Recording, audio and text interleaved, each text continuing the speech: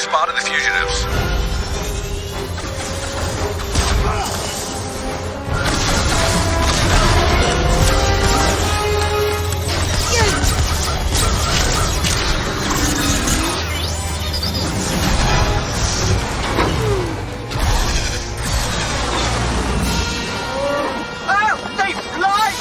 They fly now?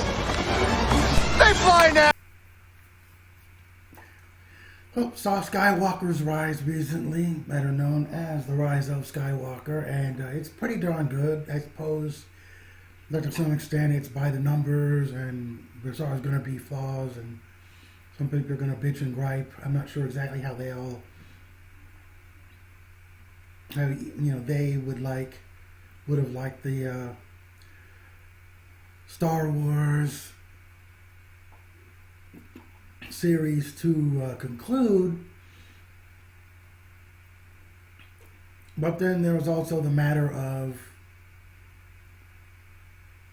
Disney also had to deal with Han Solo not being considered an interesting enough character by Harrison Ford. They had to deal with Carrie Fisher's death, so all these things are taken into consideration. Well, by some of us anyway, they need to be taken into consideration.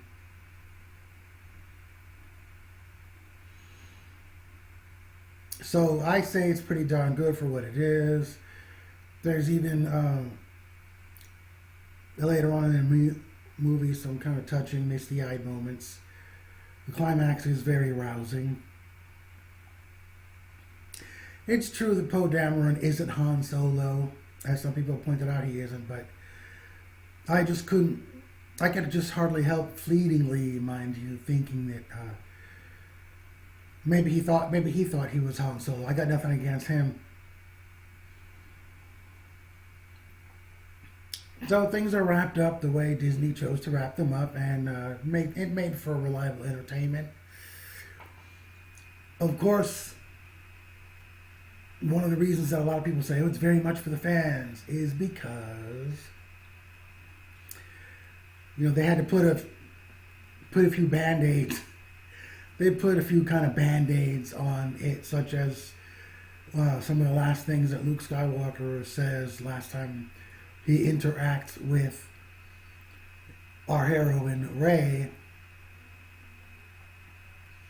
Everything, things that weren't completely explained, or maybe they were explained, but there was more explanation,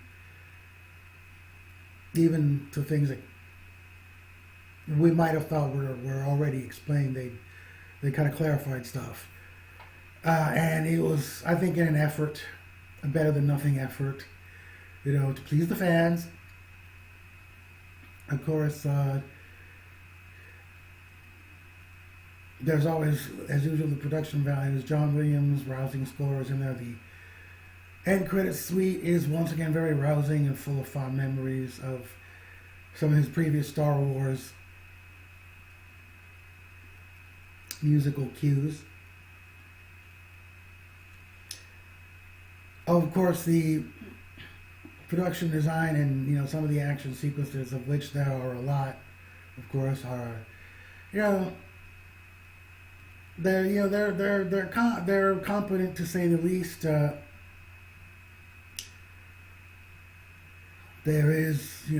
a little bit of darkness here and there. There's some, at least one character is presumed dead for a scene or two, and I'm like, I hope not. I don't like that.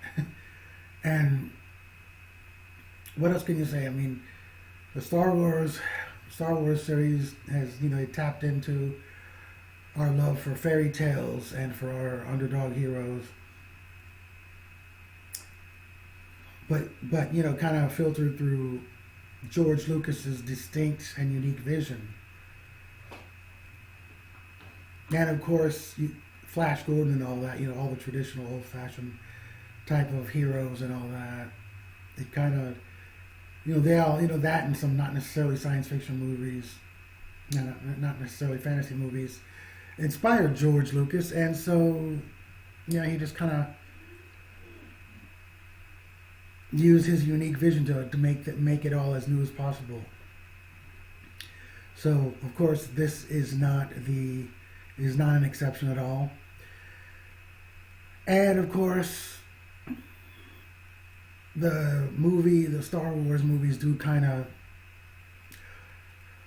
they're very much, they have a lot of faith in good over evil, not just versus evil. If you look at the Darth Vader's character arc in Return of the Jedi and Kylo Ren's character arc, how it concludes in this movie. So, also, it's kind of nice to see the little bit players that were in the Disney movies, such as, of course, Carrie Fisher's daughter, Billie Lourd, very cute actress, and I especially loved her on American Horror Story, especially the last one, and also the Grunberg actor. I'm not going to say his name for sure because I don't remember for sure what it is, honestly. But like that's cool that he has a bit part in these movies, and I believe one of the people that was in Lord of the Rings has a bit part in it too. I recognize him. I think it was the guy that played Charlie on Lost. So it's kind of nice because somehow it's a celebration of the mythos that Star Wars is and the cultural phenomenon that Star Wars is. How many people have been in it.